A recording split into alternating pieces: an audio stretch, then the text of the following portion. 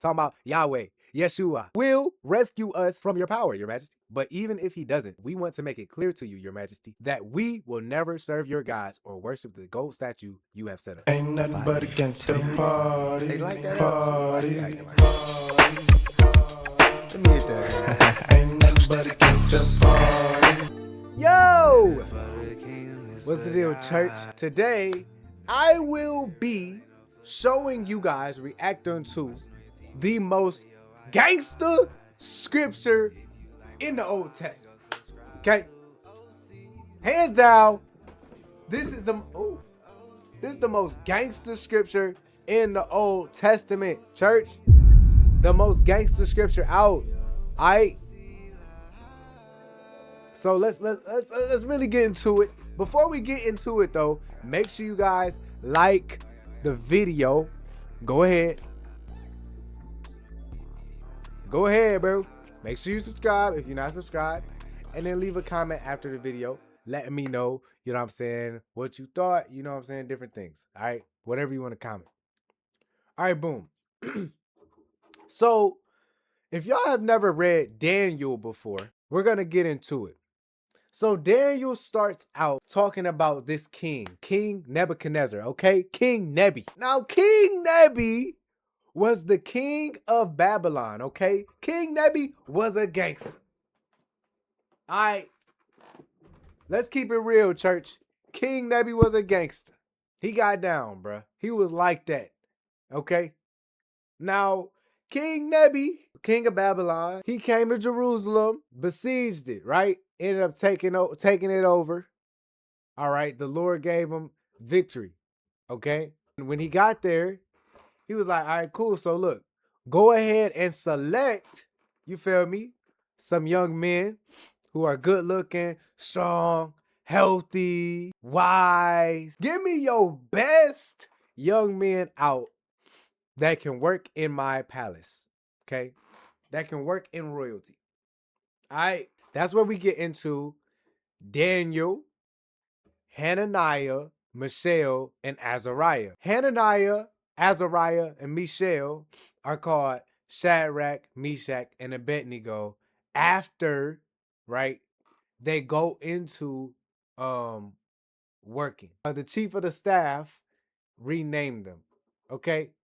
So if you want to think about it, if you want to be for real, this was kind of like their slave names, their worker names, okay? This is popular to give you essentially a slave name, okay? Another name. So that's why we call them Shadrach, Meshach, and Abednego. But really, their real names is Hananiah, Mishael, and Azariah. But after the first introduction to them, the Bible refers to them as Shadrach, Meshach, and Abednego. So that's why I'm going to go ahead and refer to them as. But just so you know, that's the intro. Now, here's where we get into the gangster scripture. They've been wise. Nebuchadnezzar had a dream. Daniel interpreted it. Nebuchadnezzar said that these young men were better than the astrologers and the magicians that he had, right? So we start to learn about this culture, okay? It's astrologers, magicians, people who into magic and all this stuff.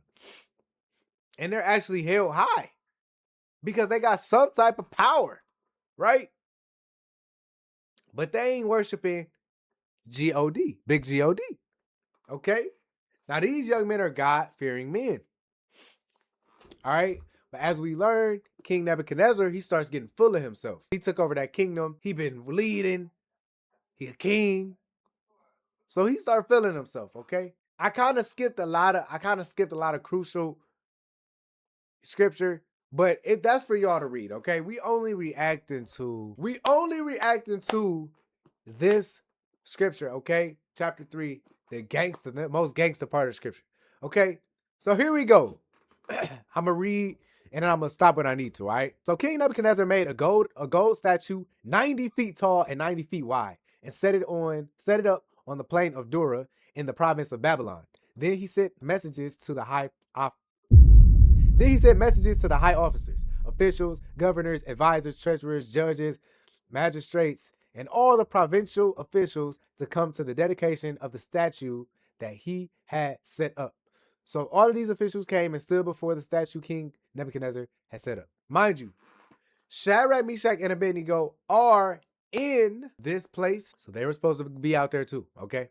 Mind you. Then a herald shouted out, "People of all races and nations and languages, listen to the king's command. When you hear the sound of the horn, flute, zither, or zither, what is it? When you hear the horn, flute, zither, lyre, harp, pipes, and other musical instruments, bow to the ground to worship King Nebuchadnezzar's gold statue. Anyone who refuses to obey will immediately be thrown into a blazing furnace." And my bad, y'all, I'm a little congested right now. So anybody who didn't do this will be thrown into a furnace, bro. Burnt alive. Because they didn't want to worship the gold statue that Nebuchadnezzar had made. So at the sound of the musical instruments, all the people, whatever their race or nation or language, bowed to the ground and worshiped the gold statue that King Nebuchadnezzar had set up. All right. But some of the astrologers went to the king and informed on the Jews. They said, "King Nebuchadnezzar, long live the king. You issued a decree requiring all the people to bow down and worship the gold statue when they hear the sound of the horn, flute, zither, lyre, harp, pipes, and other musical instruments. That decree also states that those who refuse to obey must be thrown into the blazing furnace." They hate it so hard, bruh. Snitches at the finest. But they said, "But there are some Jews, Shadrach, Meshach, and Abednego, whom you have put in charge of the province of Babylon. They pay no attention to you, your majesty. They refuse to serve your gods and do not worship the gold statue you have set up." Then King Nebuchadnezzar, right, flew into a rage and ordered that Shadrach, Meshach, and Abednego be brought before him. And when they were brought in, Nebuchadnezzar said to them, "Is it true, Shadrach, Meshach, and Abednego, that you refuse to serve my gods or to worship the gold statue I have set up? I will give you one more chance." Oh, he got gangster on him. He thought he did. "I'm going to give you one more chance to bow down and worship the statue I have made when you hear the sound of the musical instruments. But if you refuse, you will be thrown immediately into the blazing furnace. And then what God will be able to rescue you from my power?" He got way too big-headed talking about what God. Y'all, we about to get gangster. We about to get real gangster. Y'all thought King Nebuchadnezzar was gangster? He throwing people in the fire. People were scared of him. They feared him. But look, Shadrach, Meshach, and Abednego replied, "Oh, Nebuchadnezzar, we do not need to defend ourselves before you. If we are thrown into the blazing fire, or if we are thrown into the bro, if my dog don't stop barking. If we are thrown into the blazing furnace, this is why I'm not gonna have a dog, bro. This is why I will not have a dog, bro. When I get married, bro, I will not have a freaking dog. And this is why, bro. Oh, Nebuchadnezzar, we do not need to defend ourselves before you. If we are thrown into the blazing furnace, the God whom we serve is able to save us." Talking about Yahweh, Yeshua. You know what I'm saying? Our God, okay? He will rescue us from your power, your majesty. But even if he doesn't, we want to make it clear to you, your majesty, that we will never serve your gods or worship the gold statue you have set up. Ain't nothing but a gangster party. They like that Party. Gangster! I will die before I worship your God. If that ain't gangster, bro, I don't know what is, bro. Ain't nothing but a If that ain't gangster, I don't know what is, bro. ain't nothing but a So then it get gangster, it get more gangster. ain't nothing but a Nebuchadnezzar was so furious with Shadrach, Meshach, and Abednego that his face became distorted with rage. He said, bro got mad. Bro got highly upset. He commanded that the furnace be heated 7 times hotter than usual. Then he ordered some of the strongest men of his army to bind Shadrach, Meshach, and Abednego and throw them into the blazing furnace. So they tied them up and threw them into the furnace, fully dressed in their pants, turbans, robes, and other garments. And because the king, in his anger, had demanded such a hot fire in the furnace, the flames killed the soldiers as they threw the 3 men in. That's how hot it was. You know how they say if you get a certain amount of miles away from the sun, you'll burn to death? You don't even have to get it on it.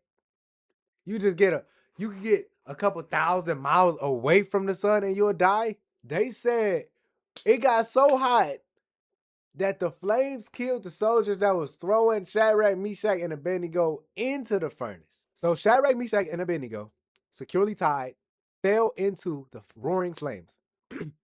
But suddenly, Nebuchadnezzar jumped up in amazement and exclaimed to his advisors, "Didn't we tie up 3 men and throw them into the furnace?" "Yes, your majesty, we certainly did," they replied. "Look," Nebuchadnezzar shouted, "I see 4 men unbound walking around in the fire unharmed, and the 4th looks like a god." Then Nebuchadnezzar came as close as he could to the door of the flaming furnace and shouted, "Shadrach, Meshach, and Abednego, servants of the Most High God, come out, come here." So Shadrach, Meshach, and Abednego stepped out of that fire. You can't stop the beat. You ride with the rock, then you ride with me. Come on, bruh. Y'all know how in a superhero movie, the superhero fall some crazy. Like, I don't know if y'all ever or a show, if y'all ever watched The Arrow, the Green Arrow on Netflix. It's a couple of times where he fell so far that we all thought, dang, he dead, bro. And then somehow he got revived back to life. That be happening in superhero movies, bro. This is that, bro. If y'all like superheroes, you know what I'm saying? Read this, bro. This is crazy, bro. They stepped out of the fire. Then the high officers, officials, governors, and advisors crowded around them and saw that the fire had not touched them. Not a hair on their head was singed, and their clothing was not scorched. They didn't even smell of smoke. They didn't even smell like smoke, church. Then Nebuchadnezzar said, "Praise to the God of Shadrach, Meshach, and Abednego." Now you ain't standing on business because you know. Stop playing. He sent his angel to rescue his servants who trusted in him. They defied the king's command and were willing to die rather than serve or worship any god except their own God. Therefore, I make this decree. If any people, whatever their race or nation or language, speak a word against the God of Shadrach, Meshach, and Abednego, they will be torn limb from limb, and their houses will be turned into heaps of rubble. There is no other God who can rescue like this. Then the king promoted Shadrach, Meshach, and Abednego to even higher positions in the province of Babylon. Most gangster scripture in the Old Testament. I don't care. Ain't nothing but a gangster party. There's a lot of gangster scripture. But these was YNs. Not, you know what I'm saying? Don't be overcritical, y'all. These were young men, okay, fly, intelligent, strong. You feel me? And they was standing on business. They bro, respectfully, I will die in a blazing hot furnace before I bow down to your God. Because I know who I serve. You feel me? That's gangster, bro. And if that don't make you think, if that don't really I believe that this happened, okay? When I read the Bible, I believe that this happened. This isn't just a story to me, okay? This really happened, y'all. So this the God I serve. So why would I bow down to some other God? Why would I be scared to say the truth? Why would I be scared to say, bro, Jesus is the only God, okay? The word says so, bruh. This is what God can pull you out of.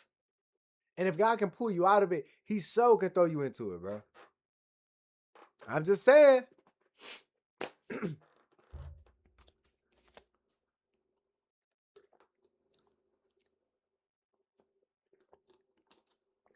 Needed water.